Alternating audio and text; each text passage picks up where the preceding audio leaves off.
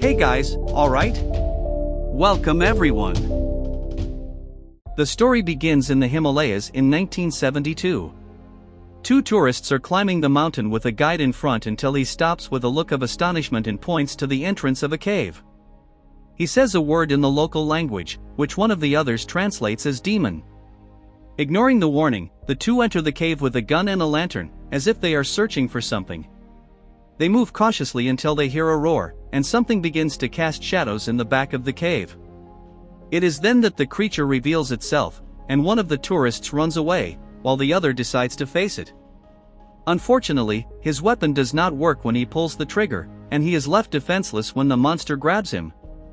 In the present day, a football team is flying over the same region on a flight to Japan. A young man named Garcia starts probing Coach Jeff about a change that could be his breakthrough to stardom. However, Jeff says he won't field Garcia unless he performs brilliantly since his father paid for the stadium, and he doesn't want to be accused of favoritism. A little farther up the aisle, Raven asks his friend Chubbs if he brought any snacks, and he is offended by the implication about his weight. Peyton, who is the team captain, is trying to flirt with his friend Sarah. When lightning scares him, she begins to laugh, and Peyton tries to disguise it, swearing that he is not afraid. Ashley knocks on the bathroom door, complaining that Dennis is taking too long inside. It is then that the storm worsens, and the plane begins to shake violently. The flight attendant struggles to calm the passengers, but it's hard to believe her when the masks start to fall, and the beverage cart nearly tips over. The desperation is no less in the cockpit, which shows that the situation is indeed serious. The plane loses altitude and collides with the peak of a mountain, losing the entire rear section. One passenger is sucked out, and everyone holds on as best they can during the fall. The collision is inevitable, and the aircraft crashes. There are several survivors, but some are still trapped underneath seats or too injured to move. A young man named Rice helps Peyton remove people, asking each to stay away from the plane, as there is still the risk of an explosion. Raven refuses to accept that Chubbs is gone, and Dennis finally comes out of the bathroom, asking what happened. One of the survivors is a girl named Kyra, who is in shock, telling Peyton that her brother was also on the flight. Jeff is trapped, and no one can get him out of the plane. Outside, the others are freezing, and Sarah is getting anxious. Rice says someone must be coming and that it's best to wait, but Raven disagrees. The storm could make rescue impossible, and if they stay there waiting, they risk freezing to death. He says they must be a few miles from some village and that it is better to risk walking than to wait for death. However, Rice and the coach cannot walk, and the group refuses to leave them behind. Peyton and Kyra go check the cockpit and discover that one of the pilots is alive. He says there is an extra radio, but both he and the black box are in the tail of the plane, which is over 8 kilometers away. Garcia offers to go there with a young man named Andrew. Peyton takes charge of the group and starts organizing tasks while the grotesque creature watches them with a grimace that only worsens its appearance. Kyra finds her brother Eric and, unfortunately, discovers that he did not survive the plane crash. Meanwhile, at the Nepal Rescue Association post, John Shepard receives the alert that a flight has stopped responding at the border between Tibet and Nepal. His colleague, Fury, asks about the locator, and he explains that the storm is blocking the signal. She finds it absurd that the two have to conduct the search without help, as it could take weeks. If anyone survived, the rescue needs to happen much faster than that. Raven finds a box of matches and hands it to Peyton but hopes he will step away before hiding a chocolate bar in the luggage compartment. Wearing all the coats they found, the young people form a circle around what is not yet a campfire, as Dennis is using up match after match without lighting anything. Sarah laments to report that she only found 3 cereal bars and a bottle of alcohol. Dennis gets excited about the chance to warm up his body with a drink, but Sarah pours the alcohol onto the twigs so that he can finally light the fire. Garcia and Andrew walk for 3 hours before finding traces of the plane. Andrew is stunned by the remains of the passengers, but Garcia says they can no longer help them and need to find the radio quickly. It doesn't take long for Garcia to find it, but no one responds on the other side, and Andrew tells him to conserve the battery for now. Besides, it will soon be dark, and they need to protect themselves from the cold. Seeing a trail of blood in the snow, they imagine that some survivor must have found shelter and decide to follow in that direction. However, the path leads to the cave we already know. Andrew finds it strange that an injured person would choose to explore the place and raises the hypothesis that they were dragged by something. Mocking that theory, Garcia replies that nothing is that strange in the cave, but it is at that moment that the creature appears. The two boys start screaming and running as the monster chases them. Garcia sees a narrow crevice and slips through to the other side, but Andrew cannot follow him in time. The snowman attacks him, and Garcia only hears his horrible screams. The sun is already setting, and Jeff is still trapped in the wreckage. Talking to Peyton, he makes the boy swear that he will take care of everyone, as a leader should do. He obeys and asks the coach to hold on until rescue arrives, but he dies as soon as Peyton finishes his sentence. During the night, the snowman approaches the crash site and sees several dead lined up like a real feast. He chooses one and starts dragging it towards the cave. From inside the plane, Sarah realizes something is wrong and sees someone stealing a body. She alerts the others, but Peyton cuts off the conversation to avoid spreading panic. He says everyone is too tired, and she might be seeing things. The next day, the association's helicopter takes John and Fury to the center of the search area. John talks to the pilot on the radio and warns that as soon as they pass the mountains, communication will be cut off. He asks the pilot to come once a day to check if everything is alright, but Fury is not very confident that this will indeed happen. Meanwhile, Garcia is still trapped in the cave. After spending the entire night trying to climb towards an exit, he slips and falls down again, injuring his leg. Sarah brings up the strange incident of the body theft again, and Raven begins to get irritated with her. Peyton tries to mediate the conflict and asks Rice if it could have been some animal that stole the body. He says that bears are in that region, although they should be hibernating. Just in case, it is decided that no one should walk around alone. Raven gets angry at the imposition of rules and questions Peyton's leadership. Then Sarah finds a box with 2 flares, and Peyton asks Kyra to ask the pilot if there are more. She replies that the pilot has been dead for a long time, and now they need to decide the best way to use the 2 flares without waste. Peyton says they will be more visible at night, but Raven doubts that the search will continue after dark. While the two continue arguing, Garcia resumes his arduous climb and, this time, manages to reach the top. By late afternoon, the cereal bars are running low, and everyone is very hungry. Most prefer to stay near the aircraft's fuselage in case someone is looking for them. Raven has been disagreeing with this from the start, but now he mentions an even more controversial alternative. If the group really wants to wait, it may be that they will not have the strength to climb the mountains after several days without food. The only alternative will be to consume some of the victims. Rice agrees that it could come to that, but everyone else is disgusted, and Peyton decides to cut off that subject. He says there might be squirrels around, and that is what they will eat until they are rescued.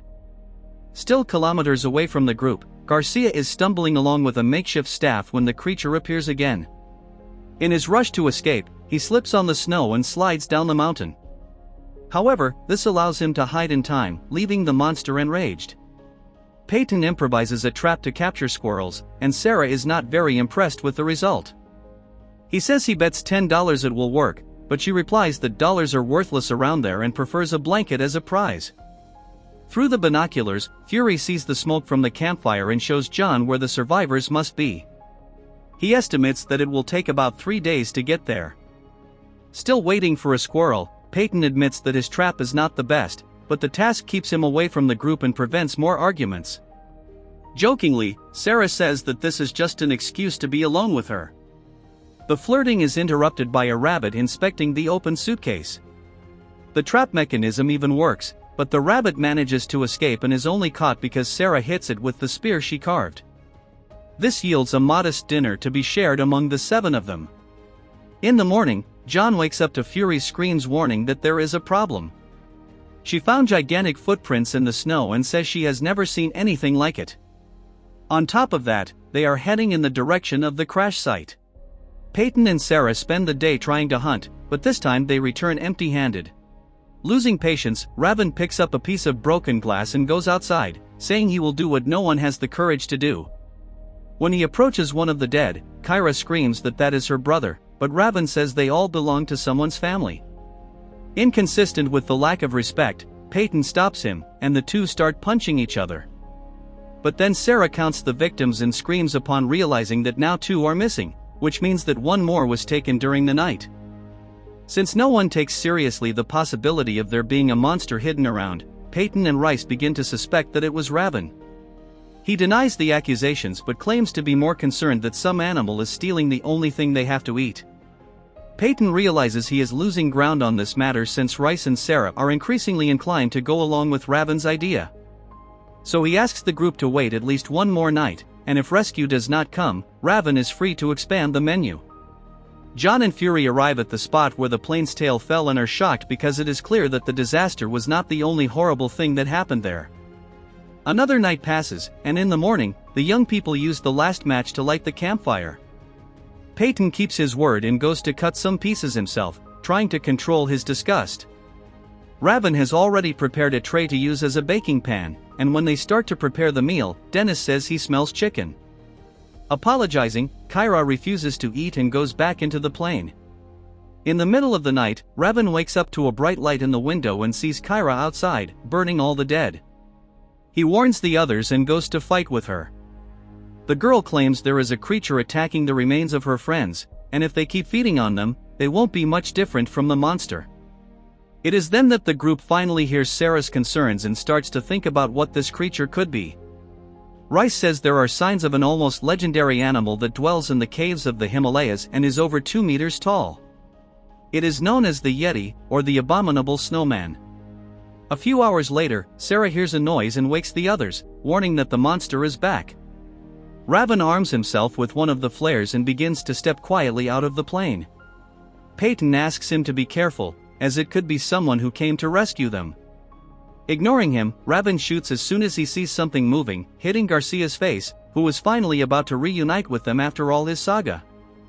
Everyone is shocked by this, but the horror does not end there. With broken legs, Garcia used 2 items as splints, the radio, which is now frozen, and Andrew's arm. No one wants to think about how that got there or where the rest is. As they return inside the fuselage, the snowman comes to fetch more food and sees that someone has burned everything. Very angry, he begins to roar and pound on the windows of the plane, causing panic among the young people inside. When he forcefully pushes the fuselage, Sarah remembers that they are just a few meters from a cliff. For all the risk, they decide to get out of there and run away through the snow. Ashley and Dennis stay behind because he is too scared to leave. The snowman breaks one of the windows and thrusts a massive paw inside. Fury and John camped nearby to spend the night, and the 2 wake up to the young people's screams. She sees what is happening through the binoculars, and they decide to help just as the monster manages to throw the plane off the cliff. Dennis and Ashley manage to escape at the last moment, but that does not spare them from a horrific encounter. The creature's arm pierces Dennis's chest, and its paw crushes Ashley's head. Meanwhile, Peyton asks Kyra to pass him anything flammable he can find in the first aid kit. The plan is to hit him with it before Raven fires the last flare, but that's not very easy because the monster is very fast. Peyton manages to hit him, but Raven struggles to aim at the target. Then the creature makes a phenomenal leap and grabs Sarah, who starts screaming in desperation. But this forces him to freeze for a moment, and Raven manages to shoot the flare, hitting its back. Even on fire, the monster does not let go of the girl, and both fall to the ground. When the snow extinguishes the flames, he immediately recovers and puts Sarah on his shoulder before walking away. Peyton is inconsolable, but Rice prevents him from going after the creature and convinces him to wait until dawn. But when the sun rises, Rice and Raven are not too keen to risk their lives to save Sarah. Peyton says he will stay there to look for her, and the others can leave if they want. Before they need to decide, Fury and John finally arrive. Raven asks where the helicopter is, but Fury explains that it cannot reach that altitude.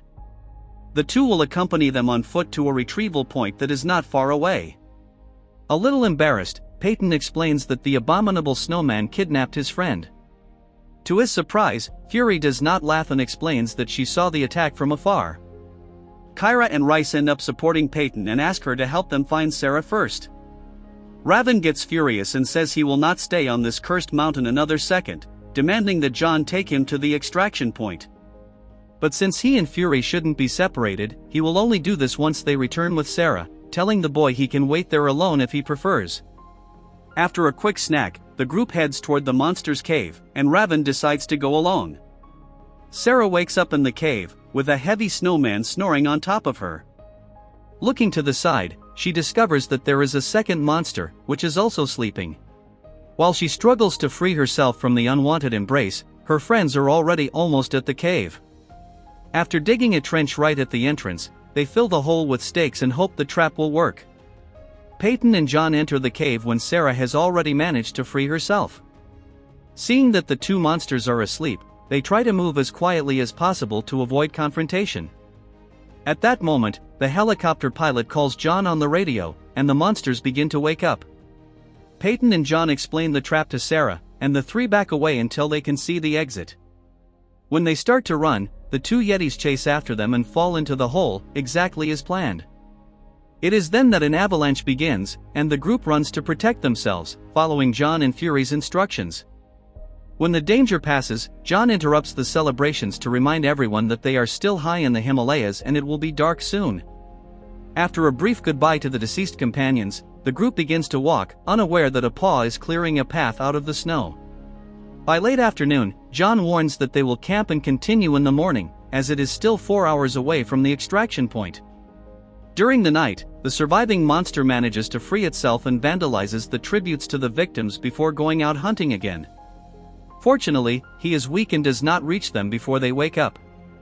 They are only 2 kilometers away from walking when Raven says he needs to relieve himself. The others complain, but take advantage of the pause to catch their breath and rest. Raven steps away until he is out of his friend's sight, then takes out the chocolate bar he had hidden since the beginning. His selfishness is punished when the snowman appears right in front of him. He is so terrified that he runs back to the others before finishing chewing. Peyton sees his mouth smeared with chocolate and starts hitting him, but then Sarah warns that the monster is coming. Everyone runs in a line, and Raven decides to veer off in another direction. His strategy completely backfires, as the snowman chooses him, jumping right on top of him. Raven starts screaming and cursing the others, who hadn't even noticed that he had separated.